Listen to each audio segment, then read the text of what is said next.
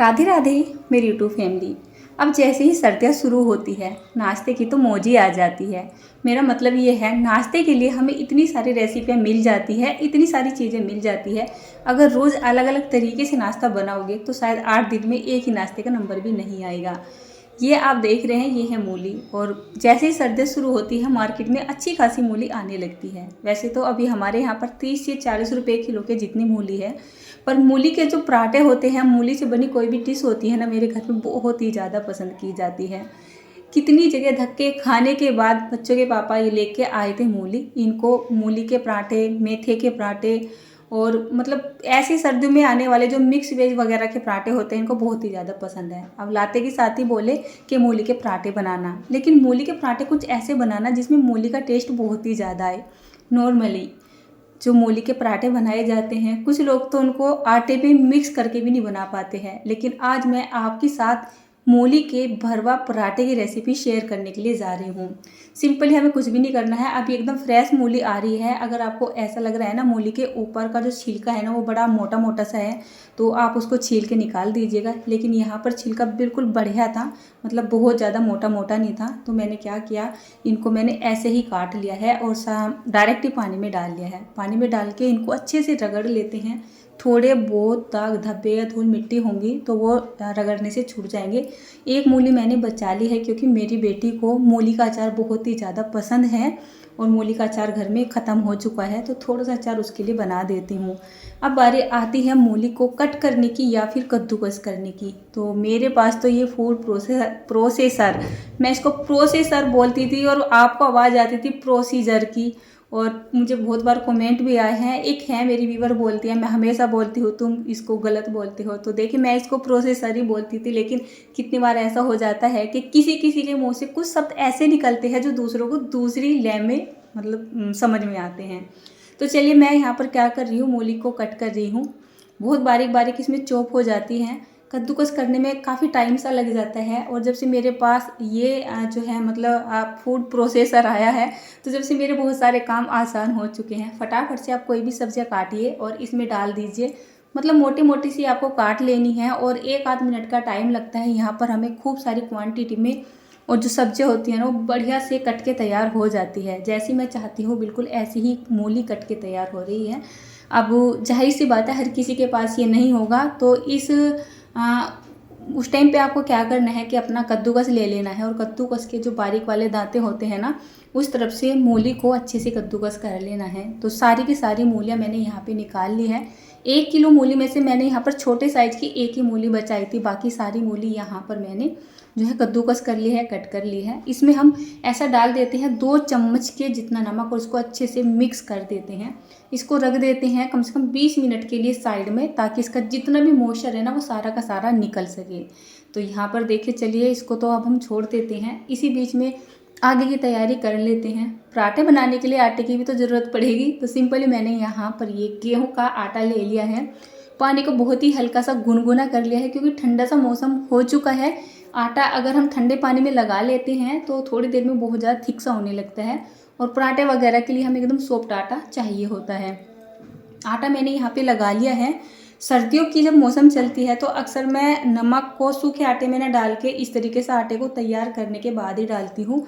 कितनी बार ऐसा हो जाता है कि जैसे हम सूखे आटे में नमक को डाल देते हैं तो बाद में आटा रबड़ की तरह खिंचने लगता है। तो जब आपको ऐसा लगे कि हाँ आपने आटे को गूँथ लिया है, उस टाइम पे आप नमक को डालिए और इसको बहुत ही अच्छी से थोड़ा मेहनत करते हुए गूँथ के और सॉफ्ट बना के तैयार कर लीजिए। लगभग में 17 से 18 मिनट का टाइम हो चुका है। मूली बिल्कुल तैयार है। कढ़ाई मैंने रख दी है। कढ़ाई का क्या करना है अनीता, चलिए आगे बताती हूँ। अब ये जो मूली है ना, आप देख सकते हैं इसमें कितना सारा मॉइस्चर है। देखिए भर भर के इसमें इतना मॉइस्चर है कि आपको हाथों को एकदम से टाइट करते हुए इस मूली का जितना भी पानी है वो निकाल लेना है। वैसे तो मूली का पानी अपने आप से भी निकलने लगता है जैसे कद्दूकस करते हैं, लेकिन जैसे मैंने यहाँ पर नमक को डाल दिया था, नमक डालने के बाद कोई भी चीज़ हो उसका जो मॉइस्चर है ना बहुत ही स्पीड से रिलीज हो जाता है और हमें मिल जाते हैं यहाँ पर बढ़िया बढ़िया सी सब्जी, यानी सूखी मॉइस्चर फ्री सब्जी या फिर मूली। कढ़ाई में थोड़ा सा सरसों का तेल डाल देते हैं। तेल के गर्म होते के साथ ही यहाँ पर थोड़ा सा जीरा डाल देते हैं। साथ ही साथ यहाँ पर डाल देते हैं साबुत धनिया। जितना जीरा लिया है उससे डबल धनिया ले लीजिएगा, और जितना जीरा लिया है उतनी आप सरसों। यहाँ पर बहुत थोड़े से दाने मैंने डाले हैं चने की दाल के, थोड़े से दाने डाल देते हैं उड़द की धुली हुई दाल, साथ में डालेंगे अपना हींग। साथ ही साथ हम यहाँ पर थोड़ा सा करी पत्ता भी डाल देते हैं, और इस तड़के को हम थोड़ा अच्छा सा चटका लेते हैं, थोड़ा डार्क सा कर लेते हैं। जब ये हमारा तड़का तैयार सा हो जाएगा, यहाँ पर कुछ हरी मिर्च को कट करके डाल देते हैं। हरी मिर्च को हमें यहाँ पे ज़्यादा नहीं भूनना है, बस थोड़ा सा ही चला लेना है कुछ ही सेकंड के लिए, कि मिर्च हमारी सॉफ्ट हो जाए। इसके बाद मैंने यहाँ पर करीब 2 चम्मच के जितना बेसन ले लिया है। हमें यहाँ पर बारीक वाले बेसन का इस्तेमाल करना है, न कि मोटे वाले बेसन का।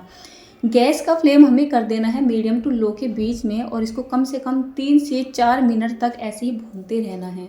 इस टाइम पे हमें यहाँ पे डाल देना है 1 छोटा चम्मच के जितना घी। घी डालने से पराठे की जो स्टफिंग बनने जा रही है उसमें बहुत ही अच्छा टेस्ट आ जाता है। नहीं तो आप थोड़ा सा तेल पहले ही ज़्यादा भी डाल सकते हैं। बेसन की जो क्या बोलते हैं कंसिस्टेंसी होती है ना, कुछ इस तरीके से हो जानी चाहिए। तो टोटली मैंने इसको 4 से 5 मिनट के लिए भून लिया है। बेसिकली यहाँ पर बहुत थोड़ा सा हल्दी पाउडर, टेस्ट के हिसाब से लाल मिर्च का पाउडर, साथ ही साथ टेस्ट के हिसाब से डाल दिया है नमक। उसके बाद मैंने यहाँ पर डाला थोड़ा सा गरम मसाला, साथ ही साथ जाएगा यहाँ पर धनिया पाउडर, और आ गई अपनी कसूरी मेथी। अब ये सारी चीज़ें डालने के बाद गैस का फ्लेम आपको एकदम धीमा रखना है, और इसको कम से कम 2 मिनट के लिए अच्छे सा पका लेना है। इसके बाद तैयार की गई ये मूली यहाँ पर डाल देनी है। गैस का फ्लेम धीमा ही रखना है। फ्लेम वगैरह मैं आपको बीच बीच में इसलिए बताती रहती हूँ कि क्या होता है, किसी भी चीज़ को बनाने में जो उसका मेन रिजल्ट आता है, अच्छा या बुरा, वो आता है हमारी आँच की वजह से। कितनी चीज़ें धीमी आँच पे बनती है, कितनी चीज़ें हाई आँच पे बनती हैं। तवा मैंने यहाँ पर रख दिया है, स्टफिंग तैयार हो चुकी है, आटा भी बढ़िया तैयार हो रहा है। यहाँ पे मैंने सूखा आटा डाल लिया है, और अब हम पराठे बनाना स्टार्ट कर देते हैं। जैसा कि मैंने पहले बताया, कितनी बार तो आटे में मिला के भी मूली के पराठे नहीं बन पाते हैं, है ना, फट फट के जाते हैं। और आप देखो कि मैं यहाँ पर आलू के नहीं, मतलब मूली के भरवा पराठे बनाऊंगी, वो भी दबा दबा के स्टफिंग को भरेंगी, और आपका जो पराठा है ना बिल्कुल भी फटेगा नहीं। सिंपली आपको लोई ले लेनी है, जितनी भी बड़ी आपको लोई लेनी है ले सकते हैं। मैं तो ज़्यादा करके कचौड़ी वगैरह बनाती हूँ या इस तरीके से पराठे बनाती हूँ, तो स्टफिंग को थोड़ा सा ज़्यादा क्वांटिटी में भरती हूँ। कम जो है स्टफिंग वाली चीज़ें अच्छी नहीं लगती है खाने में। इसको एक कटोरी की शेप से दे दी है थोड़ी थोड़ी, और जितनी चाहे आप यहाँ पर स्टफिंग को रख दीजिए। और आप इस पॉइंट पे ध्यान दीजिए, ये जो ऊपर वाला हिस्सा होता है ना, इसको हमें बहुत अच्छे से सील कर देना होता है। मतलब कहीं ऐसी गुंजाइश ना रह जाए कि ये थोड़ा सा भी खुल रहा है। जैसे आप इसको बेलने के लिए जाओगे ना, और कोई भी यहाँ पर हिस्सा खुल रहा होगा तो वो फैल जाएगा, और पराठा आपका फटा फटा सा हो जाएगा। सिंपली इसके ऊपर थोड़ा सा सूखा आटा लगा लेते हैं, और देखिए हल्के हाथों से बेलन को चलाते हैं। जैसे भी आप कंफर्टेबल हो, उलट के पलट के जैसे भी आप बेल सकते हो, इस तरीके से आपको पराठे को बेल लेना है। देखिए बिल्कुल भी नहीं फटा है ना, देखिए, है ना। और बिल्कुल स्टफिंग भी नज़र सी आ रही है, एक तरीके से ट्रांसपेरेंट सी। एक बार फिर से एक मेथड दिखाती हूँ आपको। इस तरीके से आपको लोई ले लेनी है, इस तरीके से इसको कटोरी की शेप दे देना है, और इस तरीके से इसमें आपको स्टफिंग को दबा दबा के भर देना है। इसी तरीके से आप आलू के पराठे बना सकते हैं। इसी तरीके से आप मन चाहे किसी भी सब्जी के, किसी चीज़ के पराठे बना सकते हैं। और देखिए पैक करने का आप थोड़ा सा तरीका देखिए, कुछ इस तरीके से पैक किया जाता है। बाई चांस किसी किसी के हाथों से ऊपर आटा बच जाता है पैक करते वक्त, तो आप थोड़ा सा आटा तोड़ दीजिए, और नहीं बचता है तो मेरी तरह ऐसा करिए, पहले इसको उंगलियों से बड़ा कर लीजिए। अब यहाँ पे देखिए, अगर आपको ऐसा लग रहा है कि आपका थोड़ा सा जो पराठा ना इस तरीके से फट गया है, तो यहीं पे आप थोड़ा सा आटा लीजिए और इसके ऊपर लगाइए, इसके ऊपर थोड़ा सा सूखा आटा डालिए, और बस इस तरीके से इसको हल्के हाथों से बेल दीजिए। तो जैसे हमारा पहले वाला पराठा अच्छे से बिल के तैयार हो चुका था, इसी तरीके से यहाँ पर ये वाला पराठा भी बिल के तैयार हो चुका है ना। देखिए बिल्कुल परफेक्ट है ना। तो चलिए अब पराठे को सेकते हैं। तवे पे पहले थोड़ा सा घी या फिर तेल वगैरह लगा लेते हैं। इसके बाद यहाँ पर ये पराठा डाल देते हैं। अब पराठा डालने के बाद आपको ऐसे ही पलट के तेल या घी नहीं लगाना है। आपको क्या करना है, पराठे को पहले थोड़ा सा सेक लेना है, उलट के पलट के। ये देखिए इस तरीके से आप इसको घुमाते रहिए, पलटते रहिए। कम से कम ये प्रोसेस आपको 2 से 3 बार करना है, या फिर जो पराठा है ना लगभग भी हमारा 50% अपने आप से ही सीख नहीं जाता है। इसके बाद आप घी लेना चाहते हैं घी ले लीजिए, तेल लेना चाहते हैं तेल ले लीजिए, जो भी आपके घर है मतलब घर में हो। इस तरीके से आप दोनों साइड को घी या फिर तेल वगैरह लगाइए। कम क्वांटिटी में लगाओ चाहे ज़्यादा क्वांटिटी में लगाओ, वो आपकी इच्छा के ऊपर डिपेंड करता है। और इस तरीके से कोई फ्लैट सा स्पैचुला ले लीजिए और पराठे को एक जगह टिकने मत दीजिए। इसको पलटते रहिए, हल्का हल्का दबाते रहिए और इसको हिलाते डुलाते रहिए। देखिए इस तरीके से, तो थोड़ी सी देर में आप देखोगे जो आपका पराठा है ना वो धीरे धीरे से फूलने लगा है। और देखिए क्या क्रिस्पी और क्या बढ़िया कलर आ रहा है। ये हमारा मूली का पराठा बनके तैयार हो चुका है। शुरू के 1-2 पराठे आपके कम फूल सकते हैं, लेकिन बाद के जो आप पराठे बनाओगे ना, जब आपका तवा अच्छा खासा चिकना हो जाता है ऑटोमेटिकली, तो आपके सारे पराठे यहाँ पर इस तरीके से फूलने वाले हैं। आप देखिए यहाँ पर सारे पराठे बिल्कुल परफेक्ट तरीके से फूल रहे हैं, मानो आलू के पराठे बना रहे हो या कहीं तेल के अंदर डालकर इनकी कचौड़ी या पूरी बना रहे हो। फूल रहे हैं ना। आप बोलते भी हो कि दीदी आपके पराठे बहुत अच्छे बनते हो। कुछ लोगों ने तो मुझे पराठा क्वीन का नाम ही दे दिया है। ये तो देखिए आपका प्यार ही है। बैक टू बैक मैं आपको कई सारे पराठे इसलिए दिखा रही हूँ क्योंकि कितनी बार कमेंट आ जाते हैं कि 1-2 पराठा ही सेक के दिखाया है, फूला है, बाकी के पराठे फूले नहीं हैं। मैंने यहाँ पर 7 से 8 पराठे बनाए थे और सारे के सारे पराठे इसी तरीके से फूले थे। शुरू के पराठे बना के मैंने भूख के लिए पहुँचा दिए हैं और उसके बाद 4 पराठे ये आपके सामने सर्व कर दिए हैं। क्या बढ़िया लग रहे हैं और खाने में इतने लाजवाब लगते हैं ना।